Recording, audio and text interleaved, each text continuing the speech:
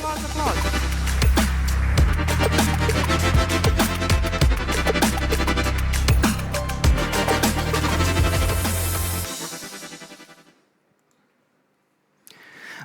Why my e-commerce website is not working? Why my checkout is failing? So here's the problem. Online businesses do crash, and it crashes for many reasons, and usually at the most unpleasant time. And what happens? You are losing revenue, you're losing clients, and you're losing profit. And also, to fix all of these issues, you have to have technical expert in the team who will go on the server, check all of the logs and all of the code so he can fix all of the things. And also, these guys are expensive. They can cost up to 80,000 euros a year. And it's not an option for small and medium-sized businesses. And how about we can get rid of this guy? And that's why we're building a Holokraken. A solution that we are planning to get rid of these non-technical people and DevOps. And here's how it works. User asks a question in the chat, why my system crashed during Valentine's Day. Then with the help of the AI, we take the key data and information from the server, and we provide you what you have to do to fix an issue, and we fix it for you. Or we monitor your application 24/7 so you can sleep tightly at nights.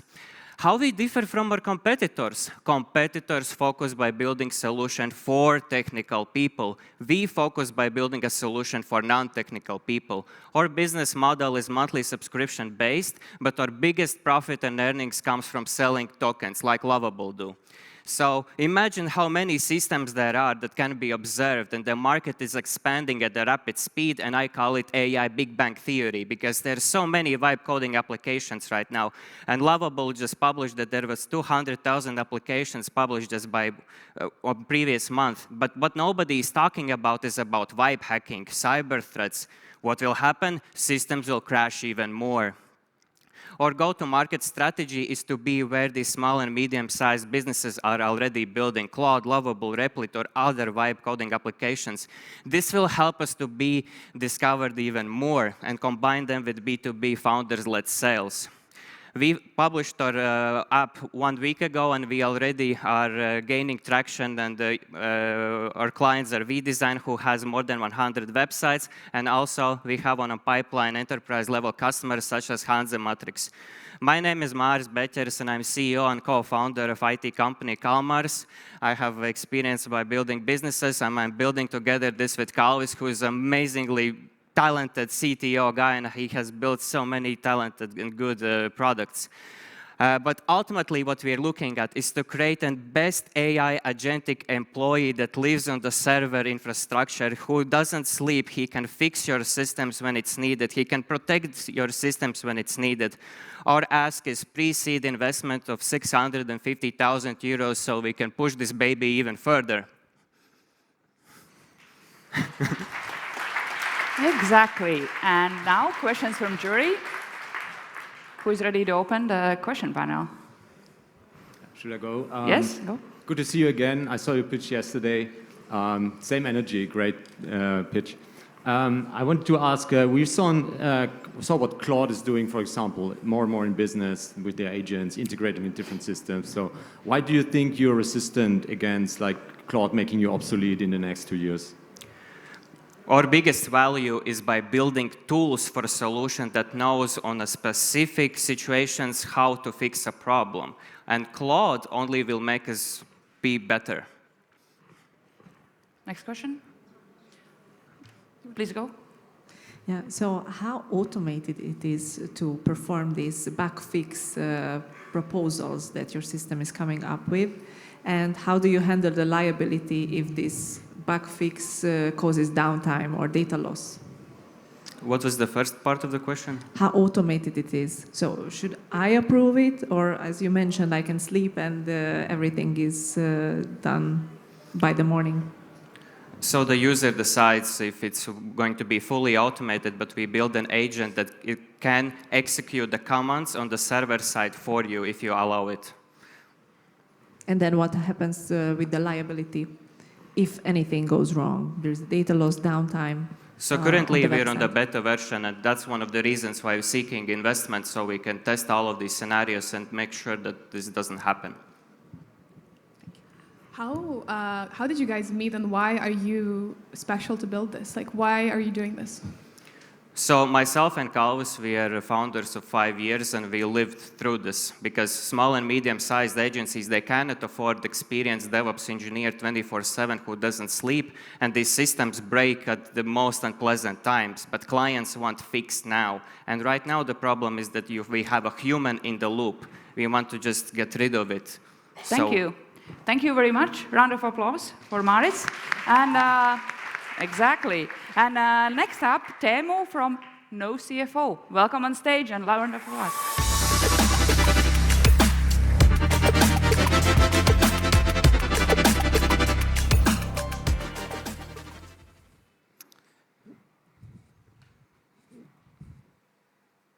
Hello, I'm Teemu. I'm the CEO and co-founder of NoCFO, the AI CFO for every small entrepreneur. Did you know that 82% of all failed small businesses fail due to cash flow issues? And oftentimes, these cash flow issues hit them suddenly. In reality, they are not sudden, but they are hidden. They're hidden behind the traditional way of doing accounting that's actually costing up to $5,000 per year for small entrepreneurs. The solution is the AI CFO that actually automates your accounting without the need of an accountant. In addition, you get the proactive insights. You know where your business is at, and you can react in time when the issues rise. With NoCFO, you can automate your accounting as easily as swiping in your favorite social media app. On top of that, you get the AI CFO that's watching your finances 24/7 and then warning you stuff that you need to take care of. And you can even talk to the AI CFO. You can tell him to send the invoices for you, or you can brainstorm about the future next sales hire. And if you don't like to hear the financial numbers the traditional way, you can make the AI CFO sing them for you in your favorite music genre. Our business model is simple and scalable. It's freemium SaaS with some usage-based fees from invoices and salaries. Our SaaS packages are limited by transactions, so the bigger the company, the bigger the bill. At the moment, we have capital-efficient traction already in Finland, where we have over 1,000 paying customers. We are now ready to scale up in Finland further and moving towards Germany. In Germany, we have a unique advantage from our distribution partner, Holvi, a fintech bank from Finland, which already has 12,000 customers in Germany. In addition, the e-invoice mandate is coming into effect at the beginning of next year. We have established competitors who are made desktop first and with reactive reporting. We are battling that with mobile first user interface and proactive CFO level insights. We built this because we lived it. I built my previous business from 0 to 1.5 million in revenue in a traditional rental business. And my CTO, Juho, he used to be IT freelancer, so we know this problem exists. At the moment, we're a total of 9 people, half in development and almost half in growth and customer success. We're now fundraising to scale up in Germany and beyond. And we get 24-month runway, and we achieve with 1.5 million ARR with this round. Join us to put the AI CFO in every small entrepreneur's pocket. Thank you. Thank you. 2 minutes for questions. Who's ready to start? Great presentation, Teemu. Thank you. My biggest question is, because we now have more people than ever starting their own companies, and more of them than ever needing this service, how do you generally think about the distribution part? Because that's the most difficult thing I see. So are you asking about like go-to-market? Yes, exactly. All right. How do you go to market? And So in Finland, we do it in 3 different ways. Like our strongest one is the organic and word of mouth. We have a really nice product and our users love it, so they actually spread it out, for example, in the IT freelancer communities. Then the second one, we've been using paid ads in Google. I have previous experience with that, so we use it really efficiently, and those are in the bottom of the funnel already, trying to find the solutions for their problems. And the third one, and a really strong one, is the partnerships with Holvi and, for example, with Revolut. We have a partnership with Revolut also, and some other fintech players who are like expanding our network. So at the moment, those are the top 3 ones for us. Amazing. Thank you. How difficult is it to cross borders within EU? We always need the localization for each country, but I would say, thanks to the learnings that we've gotten in Germany, now we are in a phase where it takes us 3 months to localize the product, and then approximately 30K for external service help from the local experts, and that's how we can localize it for new countries. What will happen when the customer outgrows you? Outgrows us? Outgrows you. We start from the smaller end, but we want to grow, of course, to the bigger end, so making these features available so we could support these customers in their growth plan. But if they outgrow us, there are plenty of the legacy software options for them, so at the moment, for us, it's fine. We are focusing on the small end, where the customers are normally like companies with under 10 people employed. Thank you. All right, we're at time. Thank you. Thank you. Round of applause. Yes. Next up, we have Kalev from Ybil. Let's give it up.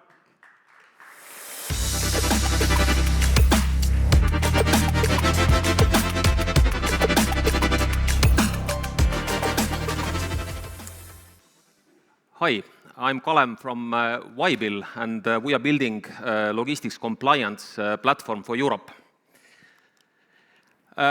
You would be surprised to understand that there is still 2.5 trillion industry in Europe which runs predominantly on paper. 5 million documents created every day in cross-border logistics, and believe it or not, but 99% of them are still on paper. And a lot of cost, lot of man-hours, a lot of analog processes. We have identified 8.4 billion opportunity in logistics, and in particularly in logistics compliance, because compliance is one of the reasons why this industry still runs on paper, because most authority activities connected to logistics can only be performed still on paper. But there are some good news, and I will walk you through it.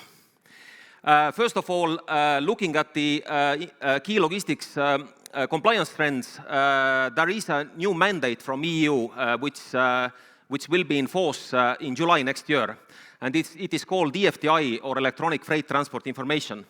Sorry, on this screen it's a little bit wrong. So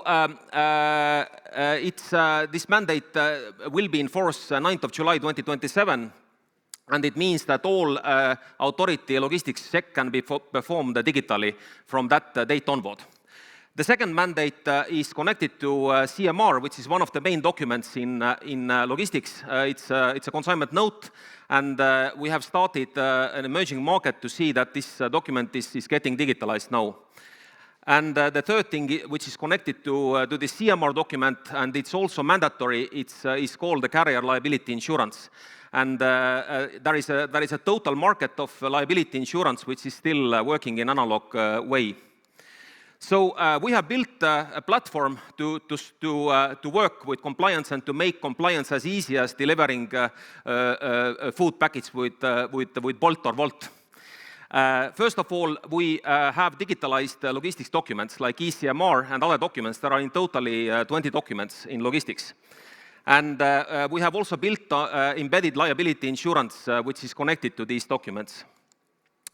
The competitive landscape is already there, especially with logistics documents. There is a very big company, Transporeon, that is doing, and a couple of other companies in Benelux area, but we are the only ones that do also insurance. We have very strong traction. We are on the way of becoming #1 platform in Europe for compliance. We have 105 customers with 1 million revenue with less than 1 year when we started operations. We have super strong team, 2 logistics experts and 3 tech entrepreneurs. I brought the business from 80 million to more than 1 billion in 4 years. And we are raising 1 million seed round with 6 million valuation, and already have got 600,000 hard commitments this far. So thank you very much. Thank you. And now, round of applause, round of applause. And now, time for questions. How do you plan to go to market in such a fragmented market overall with a lot of legacy players? Excellent question. We plan to have 80% of our go-to-market through partners who already work with the logistics industry. And we have already signed up 2 major players in this field with whom we have started to work and onboard them. In Estonia, where we started initially, we sold directly because we know everybody there. It's a small market. But in Europe, we are signing up partners. And actually, I need 10 to 20 partners to cover whole Europe, bigger ones. And I'm absolutely confident that I can do it within 1 or 2 years.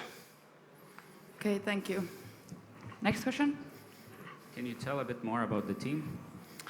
Yes, the team is, I am a CEO of the company and a co-founder, and then we have 2 individuals, one of them here, also sitting here, who is a very strong logistics expert and recognized person in this industry.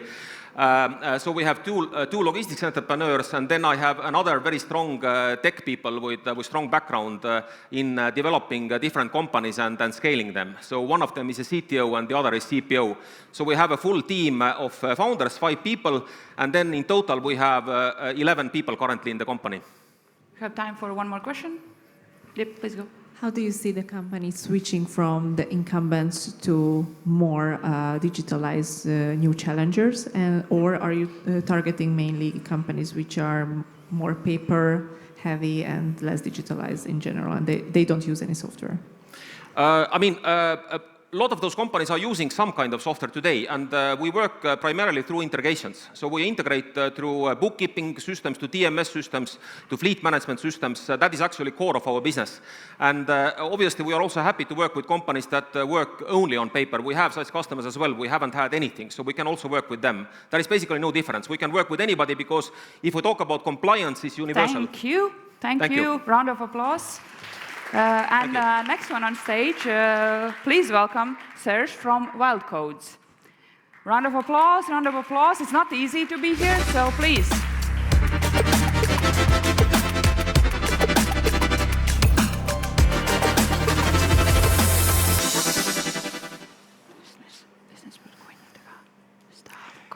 I have been running talent technical teams for about 10 years so far.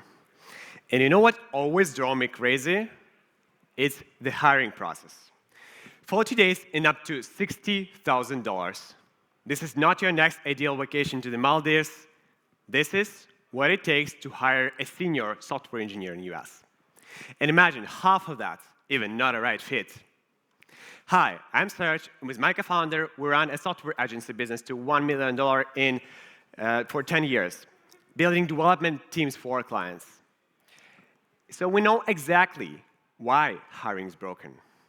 And it's not a people problem. That's the data problem. So we built Wild.Codes, an AI recruitment engine with a pipeline of 15,000 software engineers, where our AI handles everything.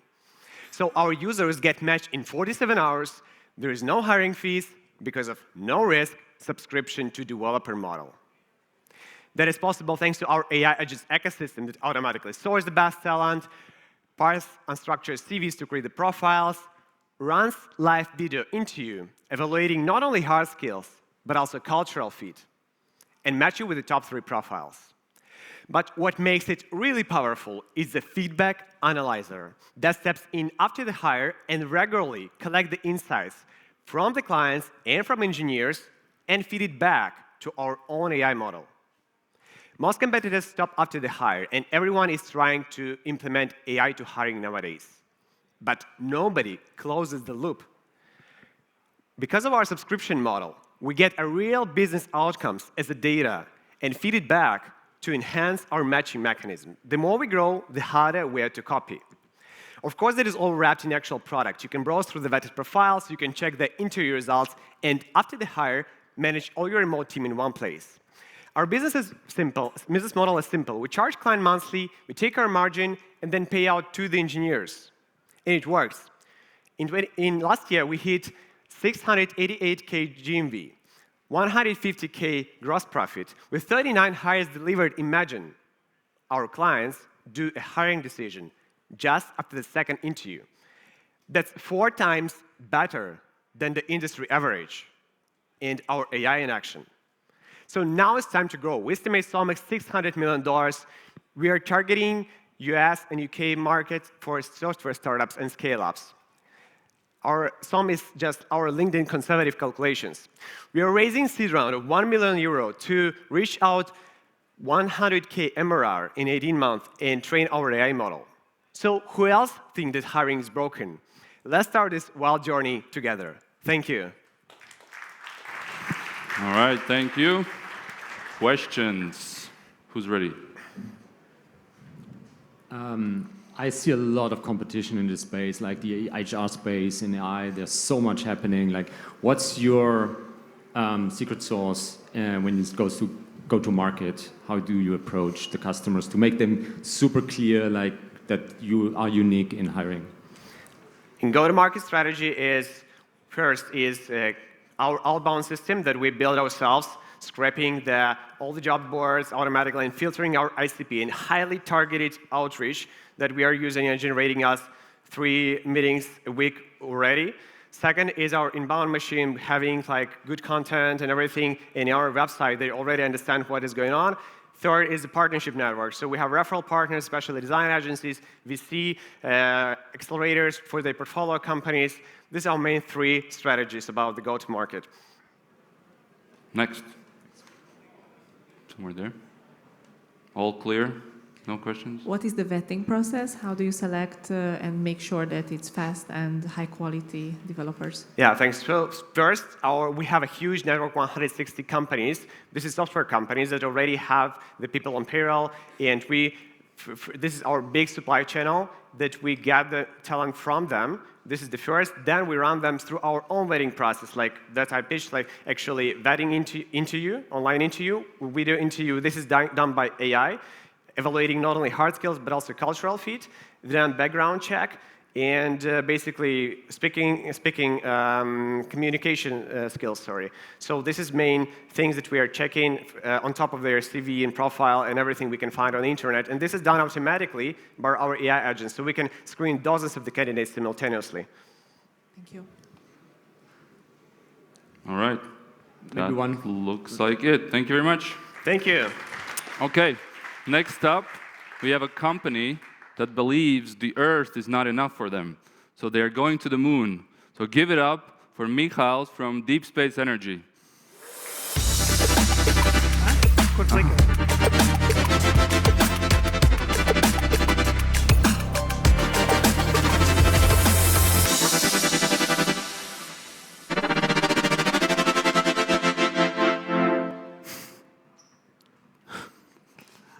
Should I do it again? Mihails from Deep Space Energy. Yeah. Are you ready for the real tech now? So, my name is Mihails. I'm founder of Deep Space Energy. We develop resilient power system for space. A single defense geosat cost over $1 billion. And those assets are responsible for early missile warning, signal intelligence, and SAR. Yet, all of them rely on the solar panels and batteries, and once in shadow and battery go low, it becomes vulnerable. And can you imagine what does that cost to lose these assets in very critical moment? And it can happen due to adversary cyber, laser attack, or proximity operations. Now let's go to moon. The same problem, but scale even bigger. Lunar rovers cannot outlast the single lunar night, which is 14 days of darkness and extreme cold. According to PricewaterhouseCoopers, they estimated lunar economy to reach $150 billion by the mid of century, where the third part of it is the energy sector. So 50 billion, it's the same size of GDP of Latvia. We have a solution. Our radioisotope power generator takes radioactive material from nuclear waste. It self-decays into the heat, and we convert that heat into electricity. And our converter is 5 times more efficient rather than what is used by NASA now. 5 times more power, 5 times less radioactive material to be used. We are the first Latvian company selected in NATO Diana organization, and we closed our pre-seed round close to 1 million, including 2 contracts with the European Space Agency. And we also have LOIs with Airbus, Telesign Space, and iSpace as a business, as our commercial traction. So we developed comprehensive testing and validation plan, which will bring us to the moon by 2030. And to execute this plan, we are raising 5 million euros soon. We're the team which includes second-time founder, myself, brilliant ex-professor, and founder of Nanoavionics, who recently joined our team as executive space business development. As Alan Kay once said, the best way to predict the future is to invent it. At Deep Space Energy, we are inventing the future where we used nuclear waste to power satellites for our safety and lunar economy for our prosperity. Thank you. Thank you. And now, jury questions, please. Amazing to see you on stage again. Question, what keeps you up at night? Like, what is genuinely the biggest problem that is currently bothering you? I want to have an asset on the moon. Yeah, but what is the problem? All right. Well, there are plenty of things, but the moon itself is pretty sexy to go there. Besides that, I have a mission. I just mentioned that $50 billion market energy sector on the moon, and it's the same size as GDP of Latvia. Guys, we literally have the chance to double GDP of Latvia. Isn't it worth to do that? More questions? Yeah, maybe one follow-up in the same direction, like regarding timing. Now, thinking as a VC, we have funds that go 10 years. You're going for the big vision in 2050 and beyond. It's a huge market. But what's in for like investors in the next 5 to 7 years? In 10 years, you will be able to sell your shares to strategic investors or at IPO. That's about.